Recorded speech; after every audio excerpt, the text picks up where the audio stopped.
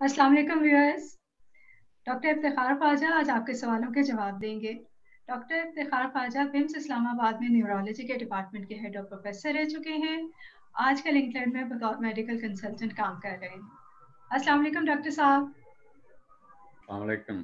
साहब, हमारा ख्याल था कि माइग्रेन पे हम इतनी डिटेल में डिस्कशन कर चुके हैं, तो अब लोगों के सवालों के काफी हम जवाब दे चुके होंगे, लेकिन अभी तक सवालात आ रहे हैं। हमने सोचा कि इससे पहले कोई और वीडियो बनाई जाए, मिग्रेन को ही हम दोबारा से टच कर। ठीक है। डॉक्टर साहब, बहुत लोगों ने सवाल किया है, मैं सबके नाम नहीं ले सकती, लेकिन वो क्योंकि एक सवाल सबकी तरफ से आ रहा था, काफी लोगों की तरफ से, वो ये है कि मिग्रेन में और कॉमन हेडेक में फर्क क्या है।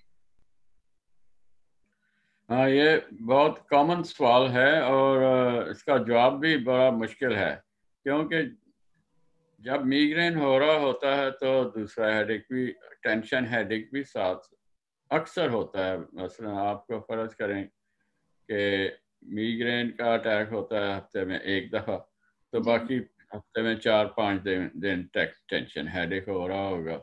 तो कैसे पता चलेगा कि आज माइग्रेन है या आज टेंशन हेडेक है? तो कुछ पॉइंटर हैं, वो मैं आपको पहले भी बताया, तो मैं दोहरा देता हूँ। पहले तो ये कि माइग्रेन का एक समझिए प्रोड्रोमल पीरियड होता है। समझिए कि एक शुरू में आपको कुछ एक आध दिन पहले पता चल जाता है, तबीयत खराब होनी शुरू हो जाती है, कभी कोई ऐसे ही लाइट हेडेडनेस हो सकती है, कुछ और होता है, तो नाज़िया भी कभी कभी हो जाता है, तो उससे और फिर ये है कि माइग्रेन के पहले कई लोगों को ऑरा होता है। जिनको ऑरा होता है उनको तो फौरन पता चल जाएगा कि नहीं अभी ऑरा हुआ। ऑरा ये होता है कि लाइट लाइट से एक साइड पर फ्लैशेस वगैरह एक, जी डॉक्टर एक साहब, वो जो आपने कहा था चमक सी एक आंखों के आगे आती है। हाँ, और या हाथ की उंगलियों में पिंस एंड नीडल्स, जिसको हम पिंस एंड नीडल्स को सुन्न होना शुरू हो जाता है हाथ, बिल्कुल। हाथ या बाजू, तो उससे पता चल जाता है। नाज़िया वॉमिटिंग भी हो जाता है, तो उससे भी पता चल जाता है। फिर ये है कि हेडेक बहुत ज़्यादा सीवियर होता है। इस migraine is most severe headache, और ये एक साइड पर होता है, तो अक्सर एक साइड पर ही रहता है और थ्रॉबिंग होता है, ऐसे ऐसे ऐसे ऐसे, और जैसे हथौड़े नहीं लग रहे हैं सर में, बिल्कुल। उस तरह होता है, इतना शदीद होता है, तो किसी चीज़ से आराम नहीं आता है। तो तो डॉक्टर साहब, ये जो आपने अलामात बताई हैं, ये सब लास्ट मिग्रेन के अटैक में होती हैं। हो सकता है किसी को ऑरा ना हो या किसी को मतलब वो सुन की कैफियत ना हो, लेकिन फिर भी वो मिग्रेन हो। तो ये किस तरह से पता चलेगा? क्या ये सारी अलामात मौजूद होना ज़रूरी है? नहीं नहीं, ऑरा के बगैर भी माइग्रेन होता है। अगर ऑरा हो तो हम उसको क्लासिकल माइग्रेन कहते हैं, अगर ऑरा के बगैर हो तो उसको हम कॉमन माइग्रेन कहते हैं। जी। तो कॉमन माइग्रेन और क्लासिकल माइग्रेन में फ़र्क है कि क्लासिकल में ऑरा होता है, तो ऑरा के बगैर भी माइग्रेन हो जाता है, लेकिन उसकी जो है मुख्तलिफ होती है। मैं अभी बता रहा था कि टेंशन हेडेक जो है दोनों साइडों पर होता है, और ऐसे जैसे बैंड होता है, जैसे जैसे पकड़ा गया अगर सा। आप स्टील का बैंड लेकर और उसको टाइट कर रहे हैं दोनों तरफ से, तो वो जी। सारे सर में होता है। फिर ये सवाल बहुत किया जाता है कि ये जो टेंशन हेडेक है, क्या इसकी वजह टेंशन होती है? ये जो डेली रूटीन में हमें टेंशन और इस तरह के कोई मतलब स्ट्रेसफुल मामलात हैं, हम्म, इस वजह से हम्म। इसको टेंशन हेडेक कहते हैं, या फिर ये नाम है इसका टेंशन हेडेक?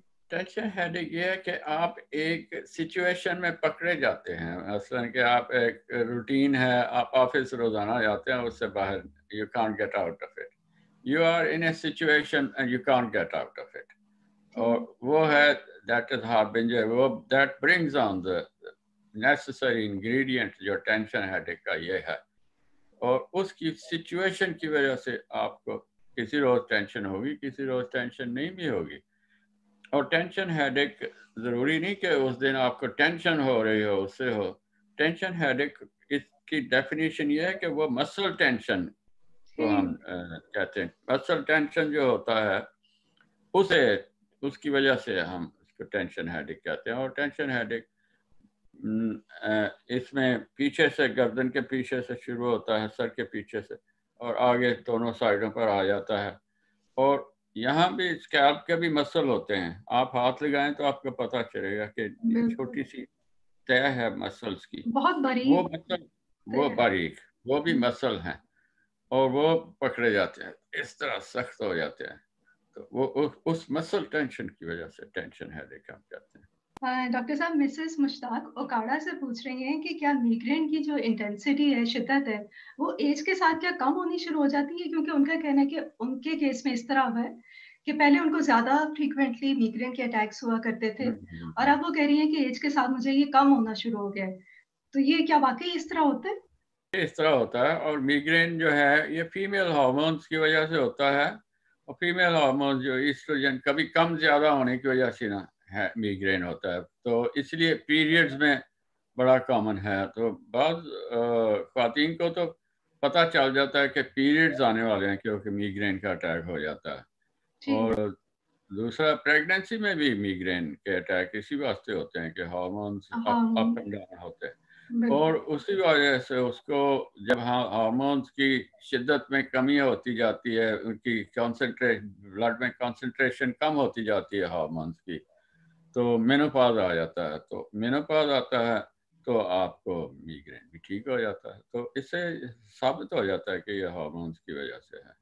ठीक है। तो यानी कि जिस तरह से वो ओल्ड एज की तरफ जाती हैं, तो ये वाकई खत्म होने या कम होने की तरफ आ जाता है, माइग्रेन के हाँ अटैक्स हाँ, ज्यादा हो जाते ओल्ड हैं। एज कई खातून को पसंद नहीं है, लेकिन कम अज कम लेकिन माइग्रेन तो उसके निजात साथ फवायद अपनी जगह पे उसके। yes, its benefits बात, इसके फवायद भी हैं। मेरा ख्याल है वो खवातीन टेंशन हेडेक को माइग्रेन का नाम दे लेंगी, खुद को जवान रखने के। हाँ, डॉक्टर साहब, मिसेस फजलुर रहमान बहावलपुर से पूछ रही हैं, कहती हैं कि आपकी वीडियो मैंने देखी है, लेकिन जो आपने उसके सिम्टम्स बताए हैं, जो वजूहात बताई हैं, माइग्रेन के सिम्टम्स उनके वही हैं, लेकिन उनकी वजूहात वो नहीं है। कहते हैं मैंने वो सारा सुना है, लेकिन मुझे होती है माइग्रेन भूख की वजह से और ज्यादा देर बोलने की वजह से। खुद हम्म, उन्होंने बताया कि वह कॉलेज में पढ़ाती हैं, तो कहती है मुझे हाँ, ज्यादा बोलना भी पड़ता है, और कभी इस तरह से हाँ, होता है कि क्लासेस ऊपर नीचे हैं, तो मैं खाने का टाइम नहीं मिलता और साथ बोलना भी ज्यादा पड़ता है, तो बगैर खाए जब वो बोलती हैं, तो लास्ट में उनको माइग्रेन का अटैक होता है। तो ये क्या उनके लिए फिर आप सजेस्ट करते हैं? क्या ये वाकई माइग्रेन है? सवाल उनका ये है कि क्या ये वाकई माइग्रेन है, और ये क्या हर रोज हो सकता है, और ये भूख क्या और ज्यादा बोलने से भी क्या माइग्रेन होता है? फास्टिंग तो it's a very important trigger factor. Fasting जो है ट्रिगर फैक्टर है। अगर आप खाली पेट हैं तो आपको माइग्रेन अटैक हो जाता है। और कई कई लोगों को पता चल जाता है कि आज खाना, दोपहर का खाना लेट खाएं। अगर देर से घर आते हैं 3 बजे, तो हेडेक भी साथ हो रहा होता है। ठीक तो है। ये fasting is an important trigger factor. तो ज़्यादा बोलना, तो बेसिकली जब ज़्यादा बोलती हैं तो वो थक भी जाती होंगी ना, तो टायरिंग भी है और एग्जॉस्शन भी हो जाती है। तो टायर्डनेस और एग्जॉस्शन एग्जॉस्शन और आल्सो इम्पॉर्टेंट ट्रिगर फैक्टर्स। तो ठीक। अगर आप बहुत काम करती हैं और बहुत ज़्यादा टायर्ड हो जाती हैं, तो इससे भी माइग्रेन ट्रिगर हो जाती है। तो ये आपकी जो ऑब्जर्वेशन है मिसेस फजल रहमान, बिल्कुल ठीक कहती हैं आप। आपको वाकई माइग्रेन ही होती है, और ये इम्पोर्टेंट ट्रिगर फैक्टर आपने गिनाए हैं। ठीक है। उनको सुबह से शाम तक काम करना पड़ता है, और उनके काम की नौयत ऐसी है कि वो वक्फा नहीं ले सकती। क्लासेस वो हम्म, ऑनलाइन भी लेती हैं, और उनका कहना है कि अदरवाइज उनको कोई मेडिकल इशू नहीं है। वो साइकिलिंग भी करती हैं, एक्सरसाइज करती हैं बाकायदगी से, लेकिन हम्म, अपने काम की वजह से वो खुद पे तवज्जो नहीं दे पा रही।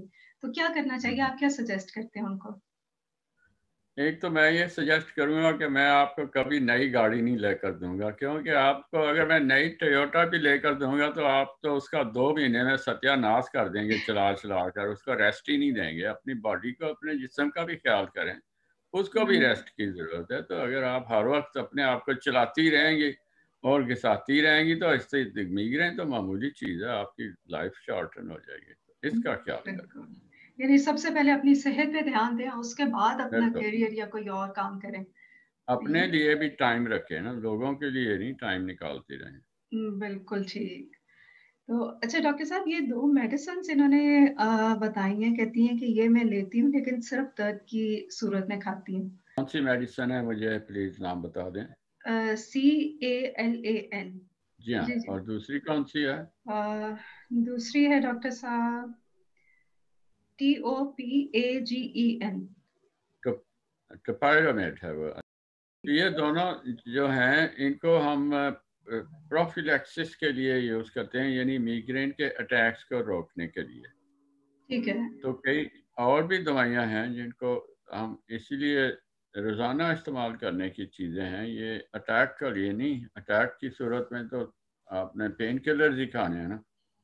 ये रोज़ाना इस्तेमाल करने वाली चीज़ें हैं ताकि आपको दर्द की इंटेंसिटी और अटैक्स की फ्रीक्वेंसी कम हो जाए। तो ठीक है। उसके लिए है ये डॉक्टर साहब इन्होंने बताया, मैं ये इस्तेमाल करती हूँ लेकिन सिर्फ दर्द की सूरत में ही खाती हूँ। उसका कोई फ़ायदा नहीं है। उसका फायदा नहीं है। ये डॉक्टर ने उनको ये दवाई सुबह शाम खाने को दी है, तो ये दोनों उनको खानी चाहिए सुबह शाम। अगर डॉक्टर ने ये सजेस्ट किया है और पहले न्यूरोलॉजिस्ट से एग्ज़ामिन करवाया है और उन्होंने मशवरा दिया है कि ये दवाइयाँ खानी चाहिए, तो मैं पॉलीफार्मेसी कहते हैं इसको, ज़्यादा दवाइयाँ देने वाली चीज़। जी। मैं पॉलीफार्मेसी का कायल नहीं हूँ, मैं ज़्यादा दवाइयाँ नहीं देता हूँ। अगर प्रोफिलैक्टिक देनी है तो सबसे पहले सिंपलेस्ट चीज़ जो है उसको हम बीटा ब्लॉकर्स कहते हैं। ठीक है। तो बीटा ब्लॉकर्स में जो है प्रोप्रानोलॉल यानी इंटरॉल, वो कॉमनली मैं प्रिस्क्राइब करता हूँ। वो ये है कि थोड़ी छोटी सी डोज 10 मिलीग्राम आप सुबह शाम ले लें, तो वो रोज़ाना लेने की चीज़ होती है। और सिर्फ ये है कि जिन लोगों को एस्थमा हो वो ये नहीं ले सकते हैं, क्योंकि आपको उसके साथ वीजीनेस हो जाएगी, सांस में सीटियाँ बजनी शुरू हो सीटियाँ, जाएंगी। ठीक है। तो तो इसके अलावा डॉक्टर साहब हर कोई ये ले सकता है, सिर्फ अस्थमा के पेशेंट्स नहीं ले सकते? एस्थमा के पेशेंट नहीं ले सकते हैं। अगर उसके बाद उससे फ़ायदा ना हो तो हम दूसरी प्रोफिलैक्टिक मेडिकेशन भी दे सकते हैं, लेकिन वो under under guidance of your physician.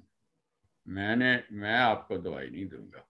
ठीक है। डॉक्टर साहब ये एनरोल भी जो है, ये इनको अपने फिजिशियन को या न्यूरोलॉजिस्ट को दिखा के, तो उनके मशवरे बिल्कुल से ही इस्तेमाल करनी बिल्कुल चाहिए। एक्सरे से ही लेनी चाहिए।